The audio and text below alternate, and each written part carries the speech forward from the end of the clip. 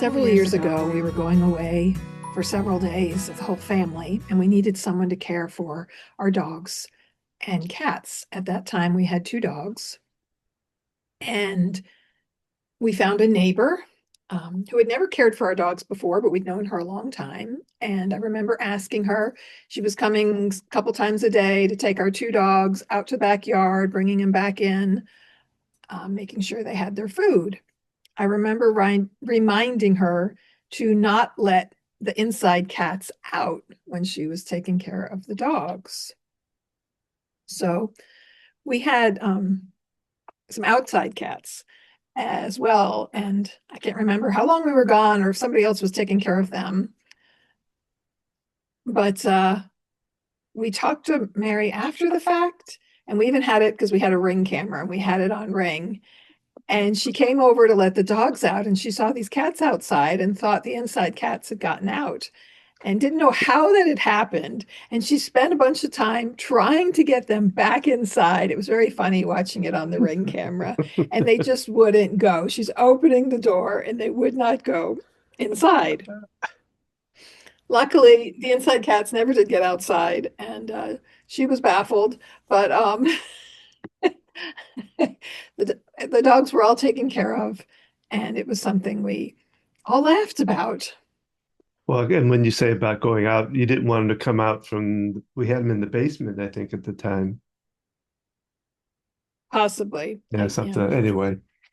Well, hello, this is Don, And this is Gina with Focused Healthy Family. and this is podcast number 196. And today we're talking about this holiday. Are you barking up the wrong tree? We're talking about pet care, how you can take care of your pets while you're out visiting with people or going somewhere for your time off. First, I have a joke for you, Don. Oh, okay. All right. Um, where did the cat go after it lost its tail? I don't know.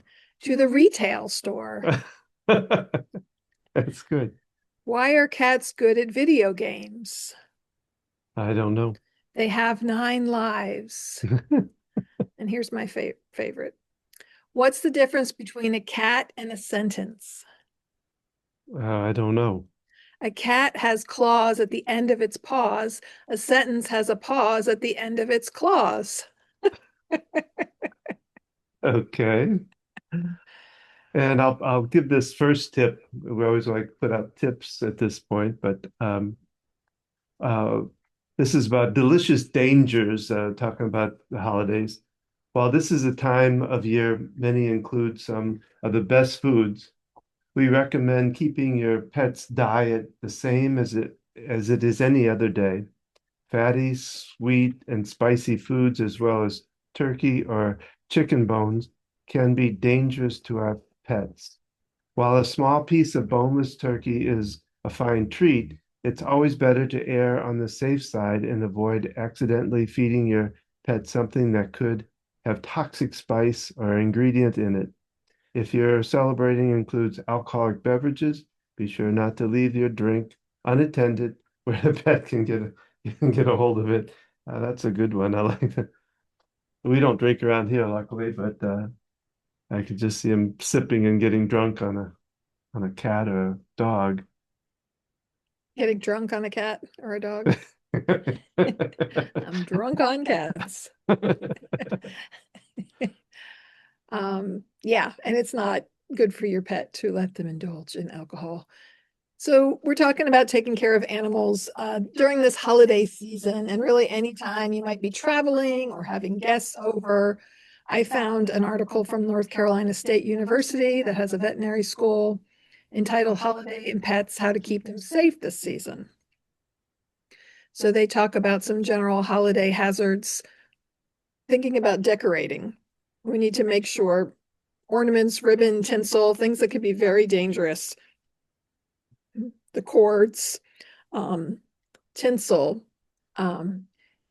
cats or dogs ingest that. It can get tangled in their intestines. It's a very serious problem. I know we stopped using our tinsel or garland when I'm not even sure if they we do got they it. sell it anymore. I'm trying to remember if they do. Um, They They I'm may not have. I don't sure. know. That's a good question. You Anybody want out there know? Let us know.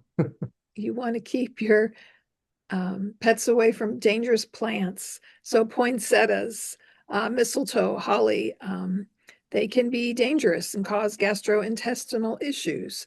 If you have a live tree, making sure your pet is not drinking from the water. Yeah. That's for the one thing we did one year is we gated off the tree to keep.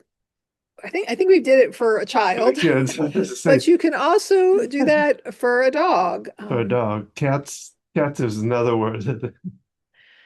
Cats like to climb trees. Although years ago, with our first two cats we got a live tree one year.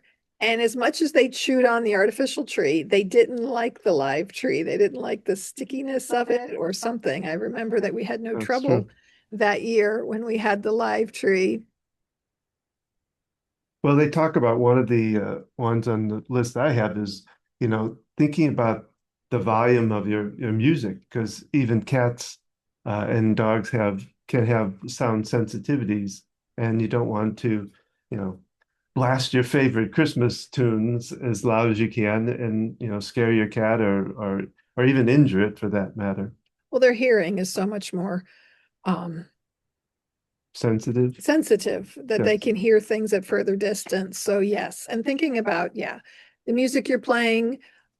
This article talks about having a safe place for pets to go when there's people coming over, thinking about trying to keep the routine as far as their food, but you might need to sequester them in a specific place, having their food, their water, having something for them, or maybe hiring a neighborhood kid or someone to come spend time with them while you've Mm. got guests and things that you're entertaining, to keep them busy, to take them for walks. Um, you also want to be careful what foods your pets are getting. If you're having visitors over, are they slipping food? Is grandpa like giving treats to the dog? We've heard about people giving chocolate and other things that are really dangerous to dogs. Grapes are a big one. Um, the ingredients in grapes, so in raisins, therefore, highly dangerous to dogs. So thinking about things, food dropping on the floor, people setting a plate down, getting access to it, thinking about those safety features, just like you would, with a young child. And our pattern, our routine gets disrupted, whether we're traveling with the animal or whether people are coming to us, thinking about having things in place for safety. Well, they talk about candles. We during the holiday season we burn them too. Just well, one to get the smell, but we have to think about what the what might happen if the cat knocks it over and could even possibly burn themselves. But big part of it just knocking over and causing a fire in the house or something like that. Sure, you never want to leave anything unattended as far as flames, but being extra cautious. Yeah, especially with cats.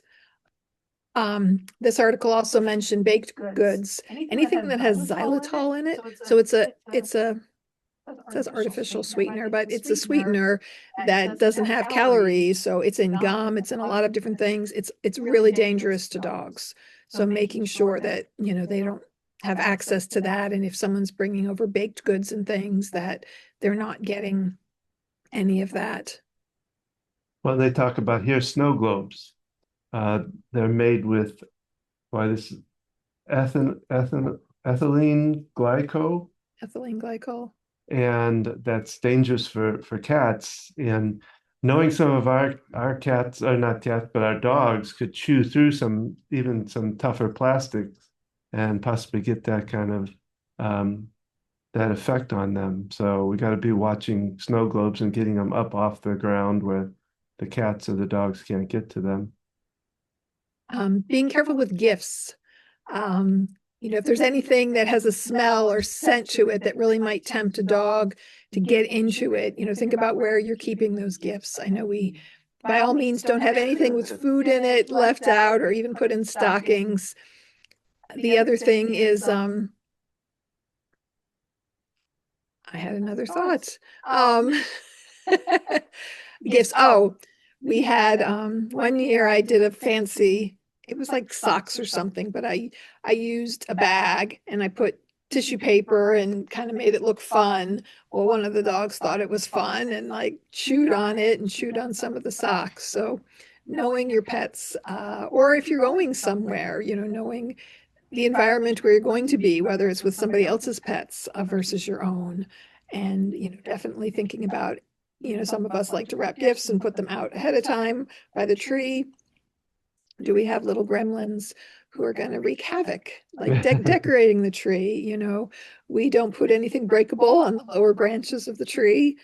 Um, we have some softer, non-breakable ornaments that we'll put lower, but we do have cats who still like to try to climb into the tree and can knock things down. You can have a little fun by hanging some kind of bell on the tree, and then if someone's getting in there, um, to kind of warn you. Well, they talk about here too of this is kind of going outside, but when we use different ice melts when Mm. we're out in the driveway or for the car or whatever, those can be dangerous to animals too. Uh, that or they talk about a salt dough ornament. I'm not sure if we have those or not, but that too is dangerous for a cat, and they can smell them and they may want to try to eat them. So you have to be careful of those kind of things that can again hurt the animal. This mentions anchoring a Christmas tree so they don't get knocked over. I know our son has three cats, and they had to do that before because their cats knocked over their tree. You could, anchor it to the ceiling, or thinking about different ways to anchor it down to I think prevent we that. just end up putting weights on it or something like that, on the bottom to keep it from falling over. Yeah, But that's one way, putting some kind of big soft weights or something down. If you're traveling with your pet, don't forget to bring everything your pet needs, thinking about their medications, first aid, their food, copies of their medical record. Maybe you're going to go take your dog to visit somewhere, a nursing home or facility. You want record that they've had their rabies vaccination. Most places will allow dogs in with that um, record of that information. If you're flying with your pet, you need to talk to your veterinarian ahead of time. Are there calming medicines that they can take? But are there reasons it would not be safe for your pet to travel with you, either by car or airplane? Um, and this talks about, you can learn more tips, and we can share this link at the North Carolina State Vet Hospital website. We'll share a link to that. Thinking about traveling with your pets. well, they talk about here too, if well, one, minding your medication. Now, that's very true for us that live here and all that to do that anyway. We do. But also think about those that might be coming in to stay in your house and making sure that they um, close up their medications, put them up somewhere where if you have dogs or cats or whatever in the house, you want to be aware of what they might be bringing too and keep them in line with, and the other thing about that is outside the medical part, but if your dog eats slippers or eats different things that you don't want them to eat the people visiting you, and you want to kind of put them up again, let them know about that beforehand too. Thinking about pets. Wow, I keep forgetting what I'm going to say. Um, That's supposed to be my job. Go on to the next tip while I think about it. Uh, well, you've covered a lot of my tips. I think uh, I talked about, yeah. Well, this one, I'm not sure. I didn't get a Before chance you to jump read. into it, medication. So I know a lot of people, seniors, that will take their medicine out and put them on a table, on a napkin in their lap before they take them. And if you've got pets around, these things can easily be dropped on the floor. So Hmm. whether you're going somewhere with your pet or people are coming to you, think about that. Find out the routine of when they take their medicine. Asking them maybe to take their medicine in their room, or away from pets, or just being aware of that, tuning into those things that can happen. Well, the last thing they talk about is, making sure, we know this for a fact because we have to put a weight on our trash can.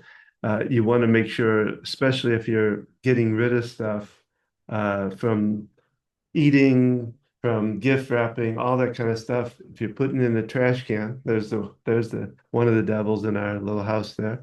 But make sure to take trash out if you've got things because they can smell it and they may want to be able to taste it. So, but that's our little sunshine there.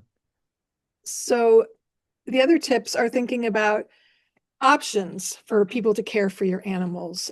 We've had people come specifically for the cats and other people for the dogs. You can have pet sitters come to you. You can go to boarding places, but be sure to thoroughly check them out.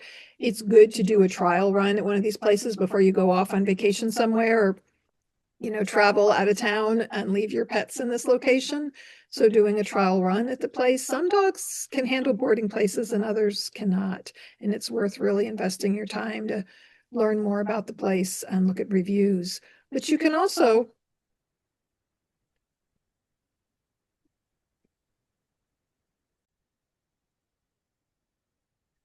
So thinking about, can you bring someone into your home who can look after your pets? There are people who will stay at your house to house sit and pet sit. You can have someone come over. There's some different agencies. I know our daughter worked for WAG. These people can come into the home, feed your pet, spend time, play with them, take them for walks. I even looked on care.com. You can search for pet sitters there. It'll tell you where they are, gives a little bio about the person. Again, try these people out ahead of time if you're able to. Some pets do better staying in their own space versus going to a board and care place and finding out. We really need to think about if we're bringing our dog or someone to someone else's house and they have a dog too, that you can't just expect animals to get along that don't know each other, haven't been around each other. So we need to respect our animals and do what's best for them. Yes, we might miss them at the holiday, but maybe taking them to grandma's is not in their best interest. Maybe it's not about another pet in the home, but maybe it's grandma's always dropping food and thinks she can feed the dog. And if she can't honor not doing that, then, maybe he doesn't come along. But looking into options for care for, if you know somebody, make sure you go over a plan with them. Kind of a funny story, had a happy ending at least.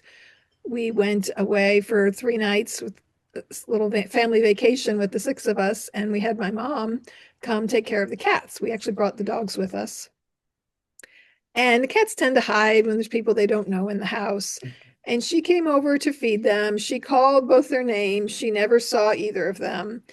She made sure there was food in the bowl. Well, it turns out Sunshine had been locked in the closet. Abby had taken a shower right before we left, and she had opened the closet upstairs to check for, to get her towels or whatever. Did not know that she had climbed in there and somehow did not make any noise. Um, every time my mom came over. And when I got home, I heard her up there and we had her checked out at a vet. She was a little low on fluids, a little dehydrated.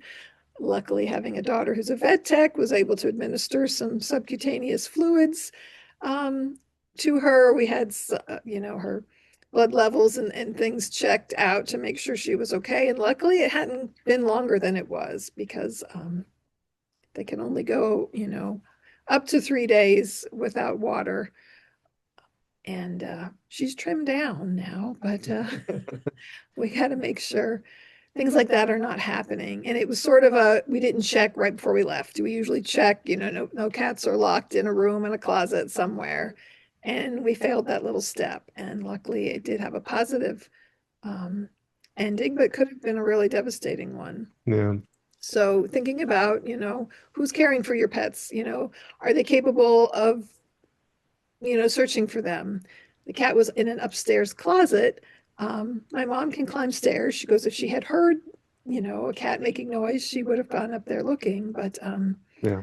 um, Well, so thinking about, and having friends or family coming to care for animals, you need to think about, what their limitations are, what are they capable of doing, you know, having that understanding of the responsibilities involved.